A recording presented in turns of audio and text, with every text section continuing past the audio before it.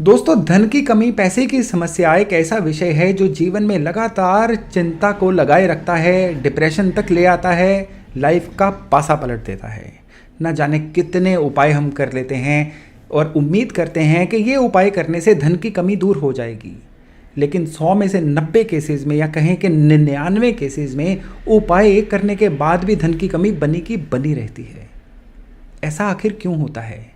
कौन सी ऐसा missing link है, कौन सी ऐसी कड़ी है जो हमें नहीं पता है, जिसकी वजह से हमारे द्वारा किए गए उपाय लगते ही नहीं हैं और धन की कमी बनी रहती है। आज के वीडियो में हम इसी के बारे में चर्चा करेंगे।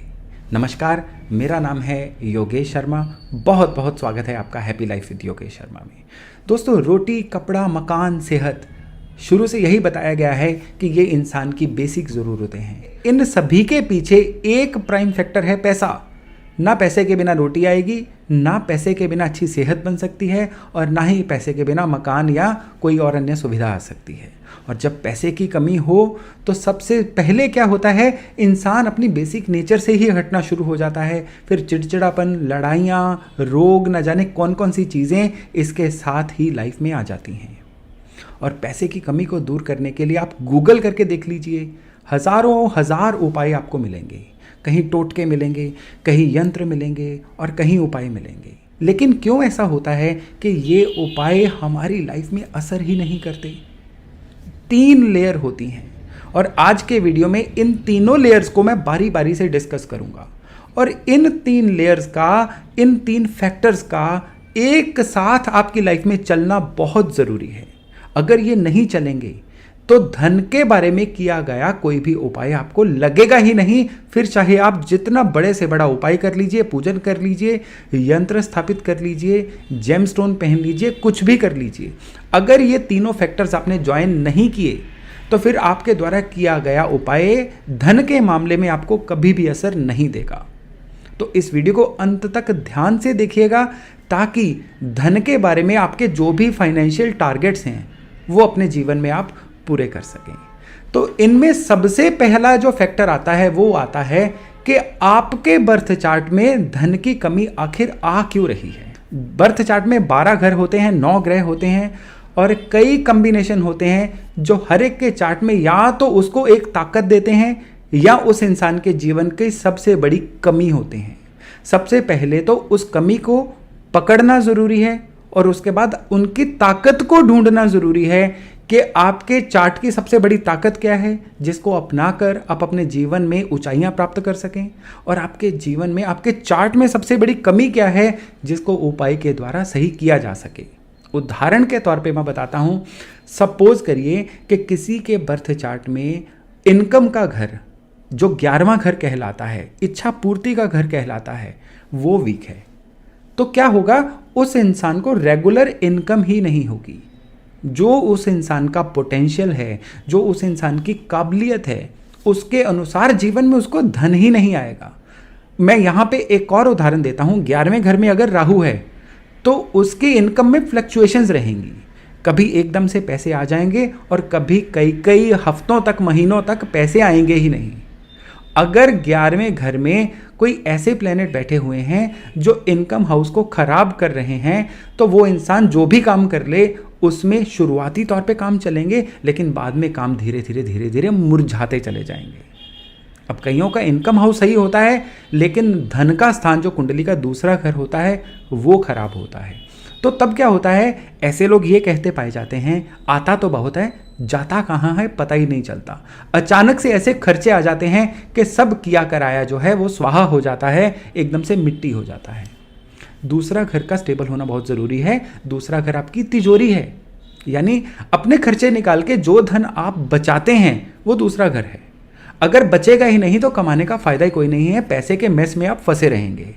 और कई केसेस में छठा घर कुंडली का, जो कर्जे का घर होता है, वो इतनी बुरी तरह से प्रोपेगेट हो रहा होता है कि लाख इनकम भी हो, आप बचा भी रहे हों, लेकिन फिर भी कुछ आदतों की वजह से या कुछ अन्य फैक्टर्स की वजह से कर्जा ही इतना लेना पड़ जाता है कि जितना मर्जी कमा लें, या तो वो ब्याज में चला जाता है या फिर वो कर्जे को चुकाने में चला जाता है। और वही ढाक के 3 पात, जीवन में कमियां बनी ही रहती हैं।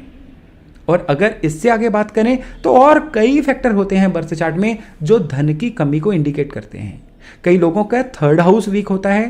थर्ड हाउस होता है आपके सोशल सर्कल का, कम्युनिकेशंस का, और इसका खराब होना क्या आपको इंडिकेशन देता है कि आपका सामाजिक सर्कल, आपका सोशल जो नेटवर्क है वो इतना कमज़ोर है, किसी से बनी बनाई ही नहीं है कि आप धन कमा सकें। धन कभी आकाश से बरस के नहीं आएगा, धन हमेशा लोगों के द्वारा आएगा, और अगर आपने लोग ही नहीं कमाए तो धन का आना डे बाय डे मुश्किल होता चला जाएगा। तो अगर आपके चार्ट का थर्ड हाउस वीक है तो लोग ही नहीं होंगे आपके आसपास, और उसकी वजह से धन नहीं आएगा, और आपको समझ भी नहीं आएगा कि सब कुछ तो मैं सही कर रहा हूं, पैसा आ क्यों नहीं रहा है। और उसका रीज़न होता है कि लोग ही आपको पसंद नहीं कर रहे हैं, समाज आपके साथ जुड़ना ही नहीं चाह रहा है। और कई केसेस में सेवंथ हाउस वीक होता है। सेवंथ हाउस होता है हमारी डेली इनकम का। एक होता है इनकम का आना और दूसरा होता है रोज़मर्रा की इनकम, जिसकी वजह से लाइफ चलती रहती है। अब रोज़मर्रा की इनकम ना हो, यानी आप सपोज करिए कि 40 दिन में एक बार इनकम आ जाए, बाकी 39 दिन इनकम ना आए, तो भी आपकी लाइफ का बैलेंस नहीं बन पाएगा। तो इस तरह से कई ऐसे चार्ट में फैक्टर होते हैं जिसकी वजह से इनकम नहीं आती। प्लैनेट्स भी होते हैं। चंद्रमा वीक होता है तो कोई भी इंसान जो है वो स्ट्रेस में इतनी जल्दी आ जाता है, पैनिक में इतनी जल्दी आ जाता है कि उसमें पेशेंस ही नहीं होती है कि किसी काम को सही ढंग से कर सके। नौकरी में होंगे तो थोड़ी सी दिक्कत आने के बाद सरेंडर मोड में चले जाएंगे और बाद में नौकरी चली जाएगी। अगर वो व्यापार में होंगे तो थोड़ा सा 2-4 दिन अगर उनके पास कस्टमर नहीं आया तो भी वो इतने स्ट्रेस आउट हो जाएंगे कि आगे वाला काम खुद ही चौपट कर देंगे। ऐसे लोग कर्जा लेने में 1 मिनट नहीं लगाते, थोड़ा सा स्ट्रेस हुआ तो उसको पूरा करने के लिए ये पैसे पकड़ लेते हैं किसी से, और बाद में वो पैसे चुकाए नहीं जाते और फाइनेंशियल इंस्टेबिलिटी आ जाती है। बुध अगर वीक होंगे तो बुद्धि उस हिसाब से चलेगी ही नहीं जो आपको ये डिसाइड करवा पाए कि आपके लिए आने वाले समय में क्या अच्छा है क्या बुरा है। बृहस्पति खराब होंगे तो आप वो स्किल्स ही नहीं ले पाओगे जो स्किल्स आपको जीवन में बाकियों से आगे बढ़ने में मदद करती है। अगर आपके राहु खराब हैं तो आपके अंदर वो रिस्क लेने की कैपेबिलिटी ही नहीं आएगी जो रिस्क आपको बाकियों से आगे लेके जाए, जो रिस्क आपको आपके फाइनेंशियल जो प्रॉब्लम्स हैं उनमें से निकाले। मंगल आपके खराब हैं तो आप में ऊर्जा ही नहीं होगी। देखिए, ऊर्जा का ज़रूरत सबसे ज़्यादा होती है धन कमाने के लिए। अगर आपके मंगल खराब हैं तो यकीन मानिए आप उठ के सुबह काम पे जाने में भी आनाकानी करोगे, दिन चढ़ेगा आपका बीपी लो होना शुरू हो जाएगा, हो आज का दिन फिर से निकालना पड़ेगा। तो हर ग्रह का बैलेंस होना अपने अपने हिसाब से जो है ज़रूरी होता है। आप चेक करिए कि आपके अगर फाइनेंशियल स्टेबिलिटी नहीं है तो उसके पीछे क्या रीज़न है। क्या आपके अंदर एनर्जी की कमी है? क्या आपके अंदर वो स्किल्स नहीं है? क्या आपके अंदर वो सोशल सर्कल को बनाने की कला नहीं है? क्या आपके अंदर ऐसी कौन सी चीज़ है जो आपको धन कमाने से रोक रही है, आगे बढ़ने से रोक रही है? अभी तो मैंने आपको कुछ एक चीज़ें बताई हैं, यहाँ हज़ारों हज़ार चीज़ें हैं और हर एक का अपना अपना कॉम्बिनेशन होता है। ये आपको पहचानना है कि अगर आपके पास धन की कमी है तो उसमें इनमें से कौन सी चीज़ है जो आपको आगे बढ़ने से रोक रही है। कई लोगों का शुक्र बहुत बलवान होता है, उसकी वजह से क्या है वो लग्जरीज के ऊपर इतना पैसा खर्च कर देते हैं कि बाद में ज़रूरी खर्चों के लिए पैसे की तंगी आ जाती है। उन लोगों में ब्रांड फैसिनेशन बहुत पाई जाती है।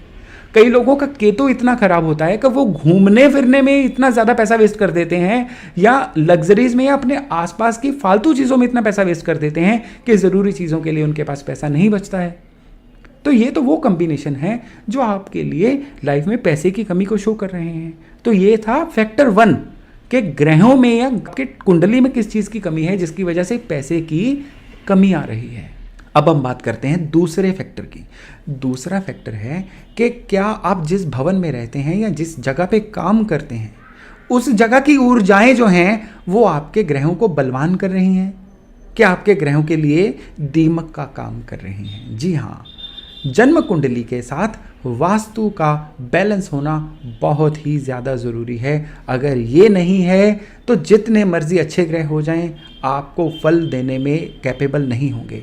फिर आप चाहे बृहस्पति का यंत्र बना लीजिए, फिर चाहे आप बुध के लिए पूजा करवा लीजिए, फिर चाहे आप काल सर्प दोष का उपाय करवा लीजिए, फिर चाहे आप सारे तीर्थ स्थान घूमाइए, अगर जिस भवन में आप रहते हैं उस जगह की ऊर्जा का तालमेल आपके साथ सही नहीं है तो फिर कोई भी उपाय 30% से ज़्यादा आपके लिए असर नहीं करने वाला है। इस बात को लिख के रख लीजिए, इस बात की मैं आपको गारंटी देता हूँ।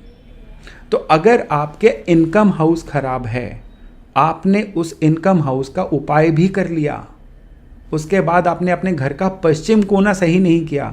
याद रखिएगा, आपके घर का पश्चिम कोना सही होना आपकी इनकम को कंट्रोल करता है। अगर आपके घर का पश्चिम कोना खराब है ना, तो आपकी इनकम कभी आपके मनचाहे लेवल तक पहुंच ही नहीं सकती। इस बात को हमेशा के लिए याद रखिएगा। और अगर आपके घर का वायु कोण, जिसको हम नॉर्थ वेस्ट कॉर्नर बोलते हैं, ये खराब है, तो आपके पास धन का संचय नहीं हो पाएगा, पैसे की बरकत नहीं आ पाएगी। इनकम जितनी मर्जी आए, वो इनकम आपको कभी भी यूज़ करने के लिए नहीं मिलेगी, इधर उधर के खर्चों में निकल जाएगी। लोग आपके पैसे को एंजॉय करेंगे, आप अपने पैसे को एंजॉय नहीं कर पाएंगे। तब आपको ऐसा लगेगा जैसे आप एटीएम हैं, हर कोई अपना अपना पैसा निकलवा के आपसे लेके जा रहा है, एंड पे आपके पास कुछ भी नहीं बच रहा है। अगर आपके घर का साउथ वेस्ट सही नहीं है, तो आपकी इनकम में स्टेबिलिटी नहीं आ पाएगी, आपकी इनकम में वो टच ही नहीं आ पाएगा कि आप लगातार बढ़ोतरी की तरफ जाएं। आज आप 100 रुपए कमा रहे हैं, तो कल को हो सकता है 10 रुपए पे आ जाएं, और परसों हो सकता है 0 पैसे पे आ जाएं, और फिर उसके 2 महीने बाद शायद 200 पे आ जाएं। यानी कि साउथ वेस्ट का खराब होना इतनी फ्लक्चुएशन देता है आपकी इनकम में कि आपके लिए कभी एक कॉन्फिडेंस ही नहीं बचता है कि मैं असल में कितने पैसे के लायक हूं या कितने पैसे मैं कमा सकता हूं। तो देखिए, वास्तु किस तरह से हमारे चार्ट के साथ कनेक्टेड होते हैं, और जिसको हम अगर भूल जाएं तो आपके द्वारा किया जाने वाला कोई भी उपाय आपके लिए असर करेगा ही नहीं। और अब अंत में तीसरा और सबसे ज़रूरी फैक्टर कि आपको लाइफ में एक्चुअली करना क्या है, इसको पहचानना होगा। हर एक के बर्थ चार्ट में एक ग्रह ऐसा होता है जिसको हम मैन ऑफ द मैच बोल सकते हैं, यानी वो ग्रह जो आपके जीवन की दिशा दशा दोनों को डिसाइड करेगा। अगर आपने अपने जीवन में उस ग्रह से संबंधित काम को पकड़ लिया, तो यकीन मानिए फिनोमिनल ग्रोथ, 100% बढ़ोतरी हो सकती है आपकी इनकम में, आपके धन के लेवल में। तो आपको क्या करना है, बस उस ग्रह को पहचानना है, उसको पकड़ना है, उसके अकॉर्डिंग काम करना है। इतना भर करने से अब आप अपने धन कृपा के लिए जो जो रेमेडीज करेंगे, वो डॉट आपकी लाइफ में लगनी शुरू हो जाएंगी। कोई सवाल ही नहीं पैदा होता कि आप अपने जीवन में धन कृपा को ना पा पाएं, क्योंकि धन कृपा जो है ये एक ऐसी चीज़ है जो आपको मिलनी ही चाहिए, आप इसको डिजर्व करते हैं। बस ज़रूरी है वो रास्ता पहचानने का कि आपका चार्ट कौन से रास्ते को इंडिकेट कर रहा है, उसके ऊपर आप चलें ताकि आप धन कृपा को ले सकें। तो आज के लिए इतना ही, बहुत जल्द मिलते हैं एक नए विषय के साथ। अपना खूब ध्यान रखिएगा। नमस्कार।